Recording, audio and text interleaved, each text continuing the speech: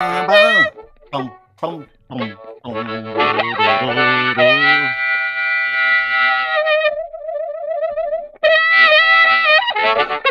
everybody, nice to see you. Hang on, we're there we are. There we are. Nice to see you. I see you. You see me. Everybody sees each other. Good to be here. We've got a wonderful show for you today. We're starting to do these one-offs, and I've said this, I don't know, for the past 3 years. Anytime I don't understand something, what I like to do is not pretend I know, but go and talk to people that do know, people that do the work, experts, if you will.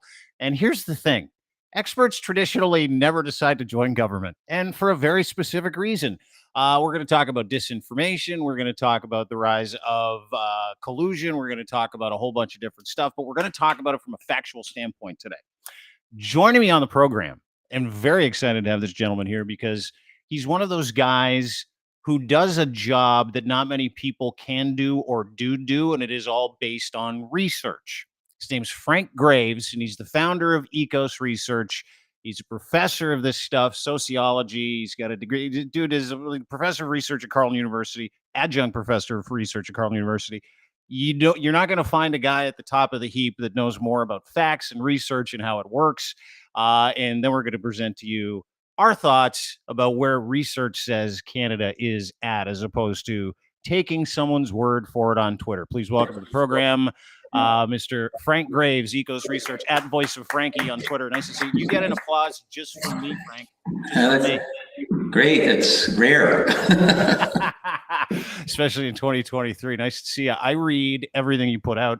I'm one of those guys, like I'm an Axios guy. I love research. I love to figure out, and I can't read peer-reviewed stuff, so I have to go to people like yourself to kind of figure out, what the tea leaves are saying. How long have you been at Ekos, and how did you get into being a researcher? And take me through what it is that you do at Ekos, so we can kind of lay out a track for people to understand.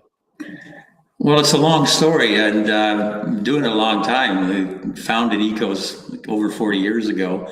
I really wanted to, at that time, was very interested in seeing how we could apply empirical research to problems which would contribute to better public policy and to the public interest. In the incipient stages, Ekos was focused on a broad range of issues which aren't essential to our practice today. Some of them come back into practice.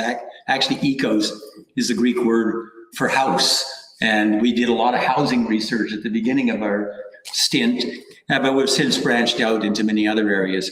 The less reputable areas of the dark ops of polling and so forth is something that happened later on. At the early part, the first half of Ekos, and we still do a lot of this, we were focused on doing things like very large-scale evaluations, testing counterfactual hypotheses about whether various investments that were made, whether it was labor market training or income support, actually produced the results that the policymakers were seeking, and did they do so with a good ratio of value for money, those kinds of questions.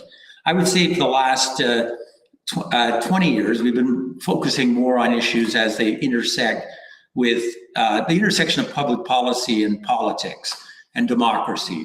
My interests over the last decade have been particularly focused on the issues of what's going on to the shifts in our class structure and the nature of our economy, and in particular, the fact that we moved from an economy which produced shared prosperity and with a clear majority felt themselves as to be members of the middle class, all the dreams that went along with that, doing better than your parents, your kids will do better than you get a house, you retire in relative comfort, you have a pension. That whole model, which evolved following the Second World War, went on for about 60 years, is really just collapsed. It's no longer around, and I can show that. What's happened then now is that collapse of shared prosperity and the middle class dream has produced a variety of other even more concerning responses. What we've seen now is the rise of some forms of populism which resemble the type of populism that emerged in Europe in the 20th century after the Second World War. There's more positive forms of populism that emerged in America, which actually propelled the middle class dream and the New Deal and so forth. But we're seeing these sorts of polarization producing the darkest and most divided outlook we've seen in Canada in our tracking. And that's we see not just as my opinion, but when I track this using formal indicators, which we repeat in a semantically consistent fashion, so we can say, are these going up or down? And it's like, I'll give you a quick example. The incidence of Canadians and Americans that identified themselves as members of the middle class at the close of the last century was close to 2/3, about 70% almost. That number in both countries fell below 50% in the first 20 years of this century. So 60 million Americans have fallen out of the middle class. Comparable numbers here. If you go on and ask people, are you doing better than your parents at this stage in life in terms of how much money you're making? For boomers, 70% go absolutely, and their parents did better than their parents. As you go to Gen X, that number goes down to 50%. Millennials, it goes down to 25, 30, and even lower now for Gen Z. So this isn't like just a modest shift in the way the economy is performing. This is a massive transformation, and what is produced are huge levels of economic anxiety, insecurity, which contributes not just to your sense of pocketbook issues, but also your fundamental sense of place. And if we take, I know the Freedom Convoy is back in the news again, with the trials beginning for Lynch and others. What united sympathy for that movement, which is not a fringe, it's 25% or higher, depending what indicator you use. But what's common to all those groups is massive levels of disinformation, almost zero levels of institutional trust, and a corresponding higher likelihood of exhibiting what we call an ordered populist outlook, which is a more polite term for authoritarian populism. That term was developed to explain the rise of fascism, so people understandably get a bit off put. But this just asks questions about things like child rearing practices. There's nothing about politics in it. And it's incredibly predictive of Brexit, of what happened with Trump. And it's been the best predictor of what's going on with our elections here, something that we tend to sneer or deny. Sure. You're talking about performative gaslighting as opposed to research, right? Like, we've seen this before in our lifetime, not necessarily mine, but my parents have, where, people were told that their lot in life was a certain way. And they said, okay, well, yeah, that's it. Our lot in life sucks. I go back to Germany after the Great Depression, the United States, Great Depression, the rise of fascism that we saw. And we're seeing that again, but it bears out according to your research. There are very smart people that take advantage of the ability in the atmosphere to deliver disinformation to a certain group of people to radicalize them, right? And that's kind of what we've seen, or at least I've seen. And when I went through your research, specifically the dark and polarized outlook, and then there's a great, if you go to ekospolitics.com, you can read this. It's tremendous. Dark and polarized outlook, what brands need to know about shifts in public opinion. A lot of that bears out, and you had a very dark kind of outlook about where we're going, but that outlook isn't a personal opinion you've arrived at through an ideology. That outlook is derived from math. Like, it's derived from legitimate research that you've seen coming for some time. Yeah, and it's certainly not just my opinion, and this is not restricted to Canada. If anything, these impacts are somewhat less severe in Canada than they are to our neighbors to the south, but it's basically the same dynamics. And this authoritarian reflexes, which has been charted by many other scholars, is something which is going on in most of the advanced Western world these days. So you have things which we would have said were unimaginable, like, for example, Sweden electing a government on the far right, which owes its position and government to a party, the Democratic Party, which was, bluntly a Nazi party. You find similar story. You have a government in Italy which ran successfully on the theme of faith, family, and fatherhood. What does that sound like? That sounds a lot like the kind of fascist themes that were used by Mussolini. And this is not restricted to Canada, but the idea that we feel that we're somehow immune from these forces, it just doesn't line up with the data. These sorts of forces, as measured using formal tools, and I have managed to get these things published in refereed journals, and I've been following this for some time. The strength of these relationships is dramatic, and this is not what we would have seen 10 years ago. I'll give you a quick example. Please. In 2012, I just picked that because I had the data. The incidence of, say, let's compare conservative voters with liberal voters, just because it makes it simpler. The incidence of those who thought there were too many visible minorities coming to the country was 25%, not a great number for liberals, and 35% for conservatives. So it was definitely higher, highly statistically and substantively significant. By the time we measured that again in 2020, that spread, which was a modest 10 points, had changed from 15% of liberals who said there's too many visible minorities to 70% for conservatives. Jeez. Did conservatives all become more racially intolerant? No.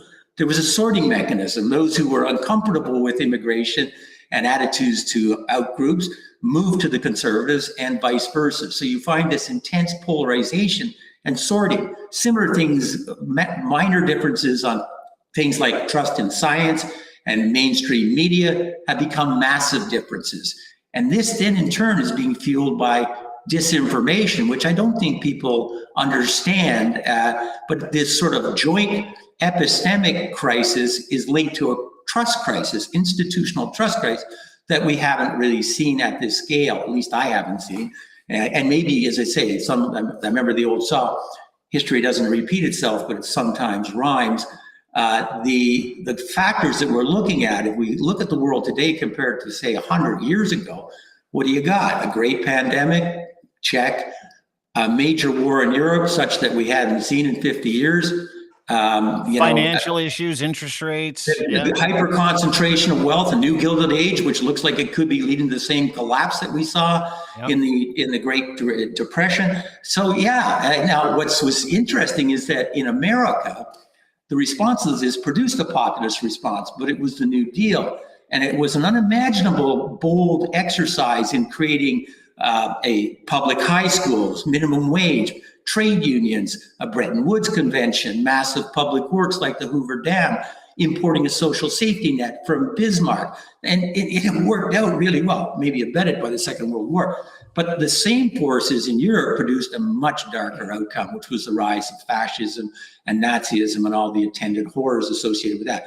I'm not saying that those are what we're looking at now, but I think given the parallels, we'd be foolish to dismiss the possibility that we're on the precipice of tyranny if we don't make the right choices. Frank Graves is our guest. He's the founder of Ekos Research, at Voice of Frankie, Y, not I-E, on Twitter is where you can find him.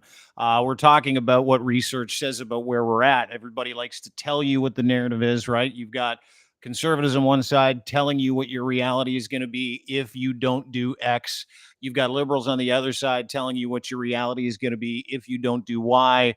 Political parties in the middle. I mean, these are businesses about affirmation and influence. It's all political parties are in my mind. But why do we have such an incredible divide, according to your research at Ekos? And I've read a whole bunch of it, where, you liken how we look at things from a political lens through the numbers. You liken it to real flip-flops, right? Like, with climate change, people that will vote liberal truly believe that forest fires are a result of climate change, right? That's what I'm saying. But then when you look at the flip side of that and conservatism, or the Conservative Party specifically here in Canada, it bears out very different, where you have 14% of people on one side, liberals, that would say, hey, this isn't climate change. These are arson. You've got like 70%, and these are numbers I'm pulling out of my ass. Yeah. But you've got a massive flip-flop in those numbers, where like you literally see the electorate living two different realities. Yeah, and this is what really concerns me, is that this is now spreading the debate. And interestingly enough, in Canada, at the outset of the pandemic, a lot of the polarization which had gripped the country actually relaxed its hold. Trust went up by quite a significant amount, and that was associated with our really world-class, somewhat slow out of the blocks, but vaccine rollout. But as time went on, the polarization reemerged, perhaps even more fiercely, and superimposed itself about the debate about the mandates and vaccine and so forth, which saw its culmination in things like the Freedom Convoy. But what we're seeing now is that this is spilling over, I think, from some of the same channels and disinformation ecosystem into other areas, like, what do you think's going on in Ukraine? What do you think about climate change? What do you think about the relative emphasis that should be placed on dealing with fiscal issues versus investments, and say as net zero economy and a bold plan to usher in with new jobs? we see those sorts of divisions are remarkably polarized in a way that they weren't before. So, for example, let's just take, climate change. Support for climate change is actually, it depends which measure, but it's actually not going up. And it's not because the majority, which let's call it about 2/3 of Canadians, it's not restricted to Liberals, by the way. If you're a Bloc supporter, if you're a Green Party supporter, if you're a NDP supporter, which constitutes about 2/3 of Canadians, you think that this is an existential crisis, that this is an emergency, literally a climate emergency. And you're right, all the experts would tell you that's the case. We've seen record global temperatures, we've seen forest fires that are like 5 times higher than what we've seen in the past. And this is only going to continue, flooding, this is only going to continue to get worse. But ironically, when you ask conservatives this, and remember, conservatives actually in the Mulroney era, we're very progressive on climate change and many other issues. They had, really championed it in ways that Liberals hadn't at that point. Sure. Yeah. So this is new. This is new. But so when I ask, what do you see as the principal agent or cause for these problems? Most Canadians, not just Liberals, most Canadians go, oh, it's climate change. We know there's other factors going on, but that's the most important issue. But when I ask conservatives, it's arson, and probably arson linked to activists that are doing this in order to foment support for the carbon tax and so forth. Well, look, I can guarantee you that conservative voters didn't wake up some morning and say, oh, arson. It's arson. No, they were told this. And this is being curated through artificial intelligence methods and all kinds of, some of it emanating as tools of statecraft from other countries. Here's an interesting one. We looked at the beginning of the war in Ukraine, attitudes to what we should do. We gave people a list. People said Russians are awful, they're committing war crimes. We should do everything we can short of boots on the ground. They were given 6 choices. And I said, oh, that's interesting. Most Canadians are very, very sympathetic, want to do lots of things. I said, why don't I break this down to whether you've been vaccinated or not, which shouldn't really have anything to do with it. But when the 90% of Canadian adults who are vaccinated, only 2% said we shouldn't be doing anything in the Ukraine. When I looked at the unvaccinated, the number was 26 times higher. This is we don't see relationships of that strength. So what? So like, how much of that is statecraft, and how much of that is like organic stupidity in your research? It's almost all statecraft. They prey on groups that are more receptive to this, but these are not like this group that believed all these things. And I listened to a presentation from some scholars in Europe who are studying Russian interference in elections, and this corresponded what we had found a month earlier. Corresponded exactly with a 5-point plan that Russia had been targeting. The Russian speakers of Donbass are being persecuted. There's bioweapons, Nazis, not a real country, etc. So all of a sudden, you've got a group of people in Canada. Then it gets reinforced in North America by other sources, right-wing authoritarians, anarchists, and so forth. You get a sizable portion of the public who couldn't have located Ukraine on a map a month earlier, who have all these exotic theories about what's really going on in Russia. When I look at attitudes today, I have brand new data about, what should we do about foreign interference? It's a middle level concern. Everyone thinks it's getting worse. But when we ask the people who are most disinformed, they say, well, you know what? We should really be punishing China, but we should leave Russia alone. Russia's, they're okay. And that's a direct, but it's, it spills over to many other areas as well. It's not restricted to statecraft. It's an area that it's going to get worse, immeasurably worse. But what we're finding is the incidence of people who believe things that aren't true, demonstrably not true, is actually rising. Quick example. Do you think governments are intentionally concealing the real numbers of deaths from vaccines? Now, I was a member of a federal vaccine competence task force. I studied this more than I would have liked to. But the idea that governments are concealing intentionally numbers of death is so preposterously impossible that it's risibly dumb to believe that.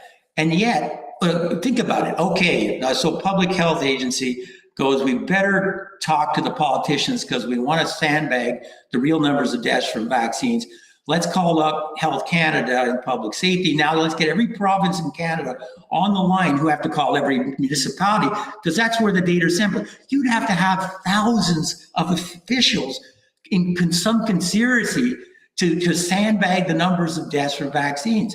It just could never happen. Well, it's preposterous. It's one of the arguments that I have with people, and it's super easy to do, right? Anytime I talk to somebody who's like, Yeah, you know what? Bitcoin's real and the vaccine's terrible, or masks don't work, like all that stuff. It's always the same person, very disinformed. And I want research on that too. And I want to ask you a question, but I always say the same thing, and it always comes back like this. You're telling me, and now someone will tell me that, the science is bad. This is a pandemic, and I'll tell them, hey, listen.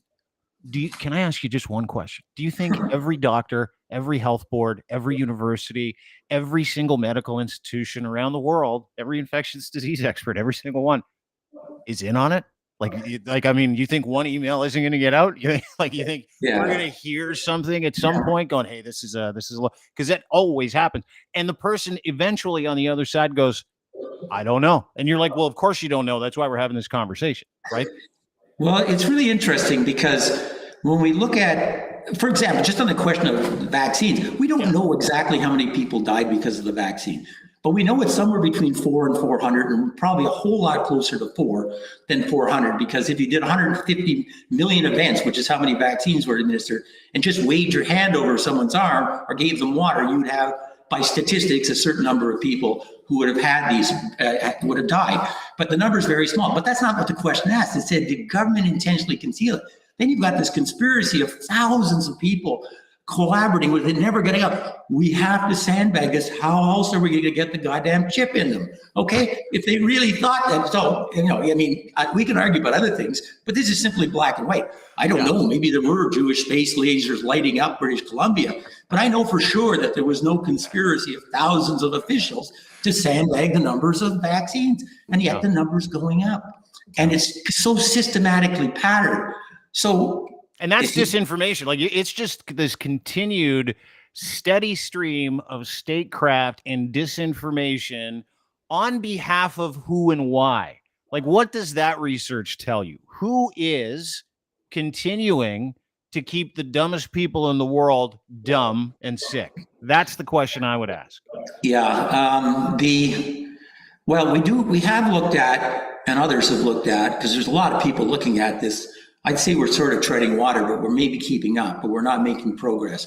It is interesting that when we go back and talk to people in our surveys where we formally measure disinformation, we pick the example of, the idea of a vaccine, a conspiracy that they were sandbagging the numbers of death. And we're back to the people who thought that was true, which is 21% of Canadians, or weren't sure, which is another 25%. And we sort of said, like, you realize is impossible. We just gave them help.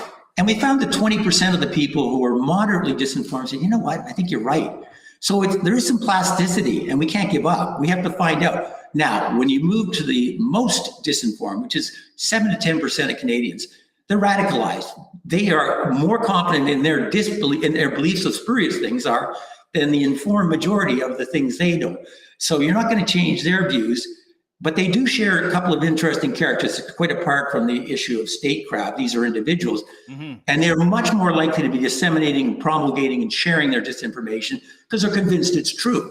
But they share a couple of different features from the more moderately disinformed. First of all, they're much more likely to seek chaos. So in actually surveys that are done internationally, these individuals are more likely to agree with questions like, I really enjoy seeing disasters in foreign countries. Think about that.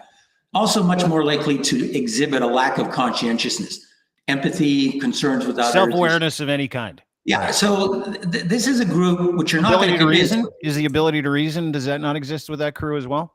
Critical thought? Yeah, it gets complicated, and sort of dismissing those who are in a state of disinformation, polarization, mistrust, as just kind of, the loony fringe or the deplorables, it doesn't help. It actually makes things worse.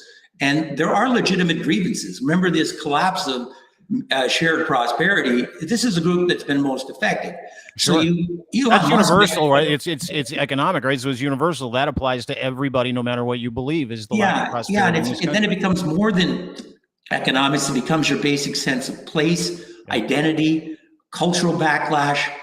So Elon Musk might be cheering on the truckers, but he's building autonomous electric vehicles that are going to put them out of work. He's one of the few jobs where a strong backer will earn six figures still. And this sort of disruption is extremely traumatic. And so I think, we can kind of pillory the characteristics of those who fall prey to this. We also should think about, you're not going to put this genie back in the bottle until you come up with an economic narrative of hope that reestablishes a sense that they can aspire to a better future, to security, to a place in the economy. I actually think that Biden's doing a reasonable job of trying to sketch that out in the United States, and I'm frankly frustrated that I don't see the same kind of emphasis on creating a 21st century New Deal in Canada. In fact, we're talking about, let's talk about fiscal discipline. Fiscal discipline is important for sure, but I can show you that concerns with debt and deficit, which I've tracked for a long time, are at a 35-year low. Support for things like wealth tax is off the charts. Why aren't we talking about that? Biden is. He's going to tax the billionaires and the 100 millionaires. He's going to tax the tech giants. He's going to raise taxes exclusively on those making more than $400,000. Guess what? That's going to produce a lot of revenue. Sure. That's going to fuel an $8 trillion investment strategy, which is going to create a ton of good jobs. Where's our version of that? And so if you want to look at some of the numbers and why, for example, the NDP are rising and the Liberals are declining, and it's because I don't think we have a convincing narrative that says, okay, here's a path forward to building a better future that kind of speaks to some of the core drivers of polarization, disinformation, mistrust. I hope we get along to I think the Liberals sort of were on that direction in 2015, and they made some progress, but I just think it's been dropped. And I appreciate you saying that, because there's no bias in that comment. There are legitimate concerns that all Canadians have. A specific set of Canadians will get radicalized by some of those concerns, depending on your ideology, all that stuff, right?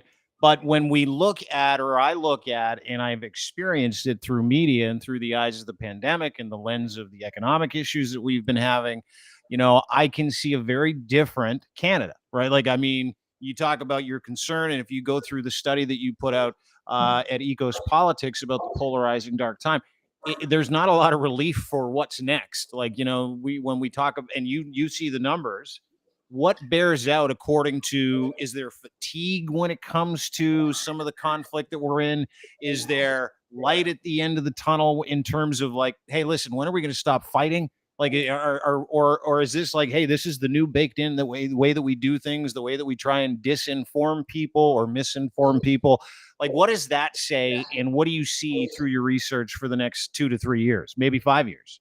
Yeah, well, it's interesting. And when we ask Canadians, and we produce forced choice trade-offs about what are the greatest sources of anxiety, what's keeping you up at night, it's interesting that the top 3 issues in the trade-off analysis are democratic decline, polarization, and disinformation. So it's not like this is lost on the public. They recognize that it's a big, big problem, and it's getting worse. By the way, we haven't even talked about the impacts of generative AI, but you have now got a situation where many people feel, I just can't tell if that's true or false. I have no way. And this is true of people across the spectrum. By the way, there is massive support, 80%, for removing AI from political activity. And that would be a good place to start. Think that'll happen though? Like it's an added advantage? It's pretty strong. I think the movement, and there's a view, there's a majority, super majority think let's have a little pause on AI until we get guardrails in place. 90% think we should have a digital watermark that tells us, is this AI generated or not? We should be looking at whether generative AI is building in institutional biases by the way it's assembling its data. Are there copyright issues? All kinds of factors. But the idea that this is something that's not on the, and it's interesting, the issue of polarization and disinformation is one of the few issues which actually transcends these polarized divides for different reasons. But this is an area where there's some consensus that we have to make some progress on this. I think in the short term or medium term, we have to get a better playbook of how to respond to this. My clients and colleagues, when I show them the data and the strength of these relationships, which is overwhelming, they go, that's terrifying. That's really awful. And then what do we do about it? And I go, I don't know. I mean, I'm starting, and others are starting to get some sense. Like I mentioned, there's some plasticity to the disinformation and the moderately disinformed, so they can be brought back. But we need a better playbook. We need to understand it. We're losing the disinformation wars. But in the longer term, I don't believe we're going to put the genie back in the bottle until we reconstruct an economic narrative of hope. And that's going to require something, I don't know what it will look like, but it's not going to look like what we're doing right now. And it's going to have to, as I said, I like the direction where Biden and America is going. By the way, support for confidence in the relationship with the United States has gone up dramatically. It's gone from 10% in a straight line and continues to rise to 60%. Canadians are suffering Biden envy. They go, why are we doing some of those things? And I kind of scratch my head and go, yeah, that's support for a bigger North American idea has gone up dramatically. Canadians still support, and this is interesting, we've had an open pivot. Overall, our support for immigration, trade liberalization is actually higher than it's ever been. It's just you've got this polarized group who are hugely offside. But if we don't want to trade with China or Russia, then the idea of a bigger North American idea is something which is really coming into focus for a lot of Canadians, and I suspect Americans as well. You know what, bigger North America, if that means I get the American-sized chocolate bars in my Walmart up here, I'm a pretty happy guy. Frank Graves joins us, founder of Ekos Research. Thank you for doing this. A couple other questions I want to ask you because you are an expert in your field. What has the last 3 years been like for you to publicly trade the information that you give out that is based on research? Because I've watched from afar and been a fan of yours, as you know, for some time, just in our exchanges. When we were setting up this interview, we contacted each other about a month and a half, 2 months ago. And one of the things I wanted to ask is, and I ask this from doctors from time to time, infectious disease people that we have on, what's it like to have somebody living in a condo somewhere in like Keswick tell you that you're compromised? What's it like because that's the part of this that has shocked me the most, is where people on the toilet become, the governing body of any expert that they don't like, right? Yeah, it's not enjoyable. Like I really like sharing my research and my ideas, and I try to be constructive and mostly polite. I made a few errors, which I regret, which I instantly sort of retracted. I remember my offices are on Kent Street, which is right ground zero in the middle of the convoy. At the same time, I was just recovering from major surgery, had a new hip put in. So this kind of shuttering my offices for 3 weeks, watching this go on while I was kind of recovering from major surgery, probably an unrecommended blend of hydromorphine and some scotch to get through it. I said a couple of things that I really shouldn't, a few bozo eruptions, which I retracted immediately and apologized for.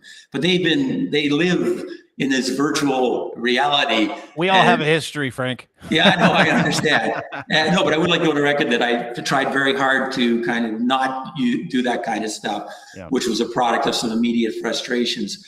But I think, Twitter, for me, like, we have polled for major media many times. Like, we had a consortium of CBC, La Presse, Radio Canada, and the Toronto Star, which was a pretty formidable partnership when we used to do elections.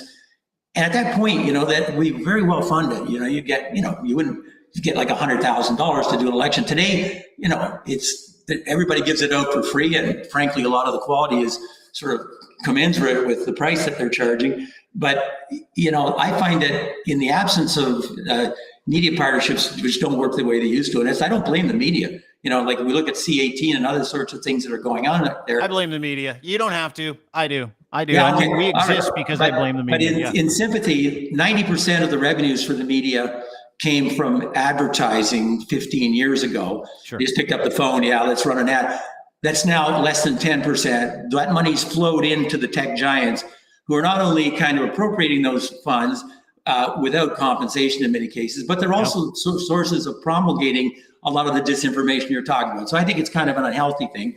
But nonetheless, I think we have to figure out, like I see that the patterns of disinformation are strongest in rural Canada. Well, guess where local media has collapsed almost completely. So I do think there's a relationship, and I do know that most Canadians believe that, they have high trust in the news that comes, say, from CBC. Sure. But the groups who, for example, are sympathetic with the Freedom Convoy, disinformed, and so forth, defund it. It's got to go. My trust in it is literally zero. So again, this level of polarization sort of affects so many areas of our society, our economy, our democracy, that it's really troubling. And we better be working hard on figuring a path out of this mess. Well, you know what, like trying to sewer someone's reputation is statecraft. Like we've seen that a lot. Like the whole goal is to get people to ask questions, right? Like get them to doubt you, get them to doubt your research, get them to doubt what CTV says, CBC says, what anybody says that's antithetical to the narrative they want a certain group of people to have. And we've seen that time and time and time and time again. And that's been the crazy part to me, is that I grew up in a time, and I'm probably not much younger than you. I grew up in a time where you go to the doctor and the doctor would go, "Here you go. This is what you do next." And you're like, "It's the gospel. The guy's a doctor."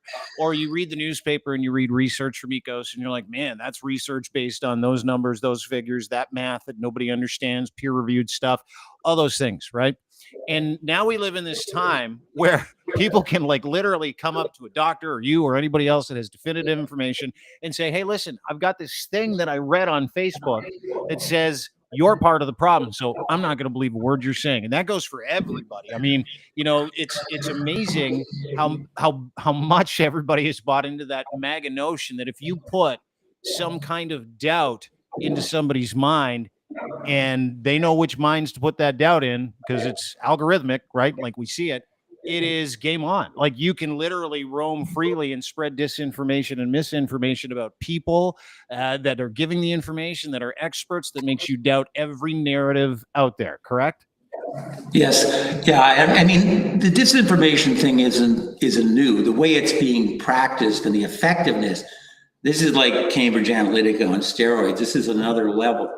But remember, we can go back to and go to both the left and right side of the spectrum. Goebbels and Trotsky both created the same saw: a lie repeated often enough becomes the truth. Mm-hmm. And that, is something we have to hang on to, the idea that there is big T truth.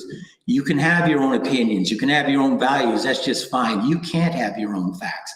But we live in an epistemic crisis where that pillar of evidence and logic supporting the public interest and how we make choices is under acute stress. Mm. So I think if we had a mission in the short term, and I do believe that I see no evidence that the majority of Canadians are falling into the thrall of disinformation. And I see some evidence that you can recapture some of those who've gone in that direction. But we have to think of a more forms of assured listening, providing safe spaces to engage in that kind of dialogue. We can't just give up. And although there are cases where, there's just right choices and wrong choices. And in a crisis, you have to say, okay, I know you think that the climate change is a product of activist arsonists, and our strategy for dealing with it should be toughening up on them. That's just wrong, as was the decision. Look, there was lots of errors made on the pandemic about whether it was airborne or not, whether or not herd immunity would be a real thing. Yeah. Whether mask was really interesting because masking went from 4% to 90% in Canada before there was any mandate. This was the most massive conversion. And as soon as people were told they had to, it's like, they were also, then they got all, it's going to cause you to get, an infection and blah, blah. So This was my favorite. It causes acne. It causes acne. No, we can't. And it's interesting because, with people like yourself to put out unbiased information, you're canvassing people, you're doing research about human behavior, how we think, how we feel, and what the numbers bear out according to the atmosphere that we currently live in. And, and that's, I go back to that all the time. You talk about truth, like a baseline of truth. There has to be a baseline of truth and fact. And I actually have conversations with people who say, no, there don't. There doesn't need to be. And then I look at what's going on in the States. Like I think 4 or 5 days ago, a poll came out. Biden's approval rating for president in 2024 was at 46%.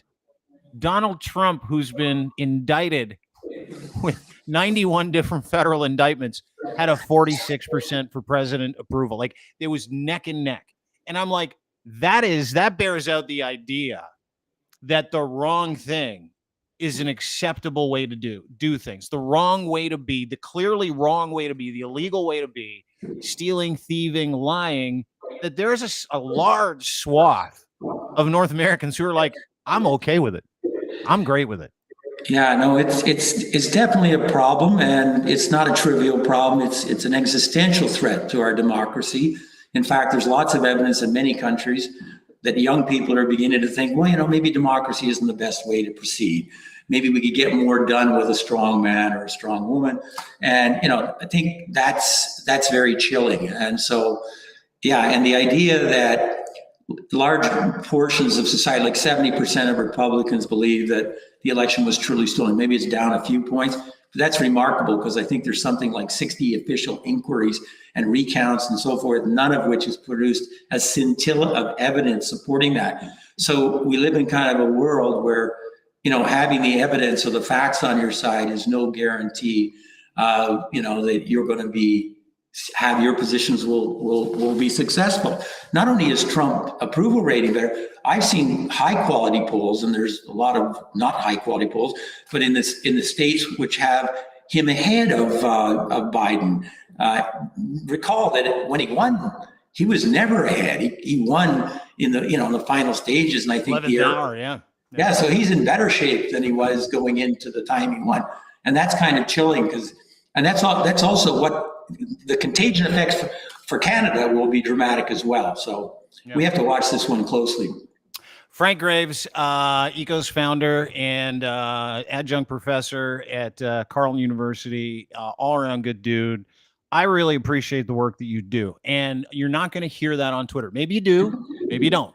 But sometimes. I appreciate the work that you do because I'm smart enough to look at the bottom of your material and see the mathematical source which went into you gathering said research. And I know it is not research that comes to you because of how you feel, think, or what you did the night before, right? And so I would highly encourage everybody, ecospolitics.com. Please go there today. I want you to read about the state of our union. I want people to kind of have a look at the numbers that dictate why we are where we are. Because we talk about not giving up. The very first thing and the only thing available to everybody that is talking about why we're here is information, right? It's factual information. Educate yourself. And this gentleman does a great job, and he does it for Canada. Frank, great to see you. At Voice of Frankie on Twitter. Ecospolitics.com is where you can find him. Keep doing great work. Thank you very much for your time, and I'll chat with you hopefully again soon. Yeah, thank you very much, and welcome the opportunity to share some of the views from behind with a little more chance than just a short tweet anyway, or it's a zeet now, I guess. Okay, sorry. Zeet, you know what it's called? Actually, sheet. I think that's how he wanted to do it. I think he was like, "Hey, I'm gonna put a swear in there somehow and be all edgy." Thanks, Frank. Great to see you. Thank you. All right, Frank Graves, ladies and gentlemen, Ekos founder, good man. Great research. Go to ecospolitics.com for more information. Listen, the only reason why we do these things is so that you can kind of find out what everybody else knows, that, certain groups of people in statecraft, certain governments, certain lobby groups and religious groups don't want you to see. Frank wants you to see it, so he does the research. And it's about human behavior. It's about what yesterday said about what's going to happen tomorrow. Ecospolitics.com. Ekos founder Frank Graves. Follow him on Twitter at Voice of Frankie. Great guy. Great guy. Thanks, Frank. Have a great day, everybody. Really appreciate you being here. Don't forget, you can get everything we do at crier.co. Check us out there today, including all the Doug Ford stuff. He's in trouble.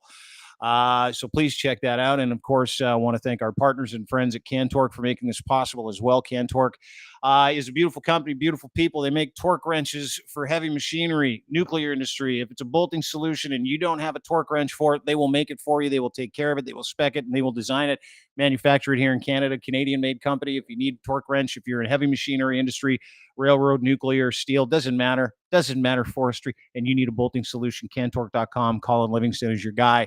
And of course, brought to you by Gitch, the #1 underwear on the planet, made for Canadians by Canadians, luxury branded boxer briefs, pouch in the front. Can't miss with these either. And they're made for everyday feel. You can run with them, walk with them, you can crawl with them, you can do all kinds of things in the bed with them. It's incredible. And they slip on and off.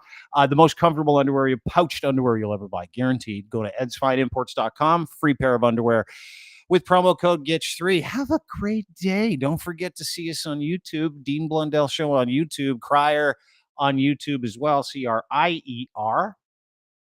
We'll see you fine people tomorrow. Bye.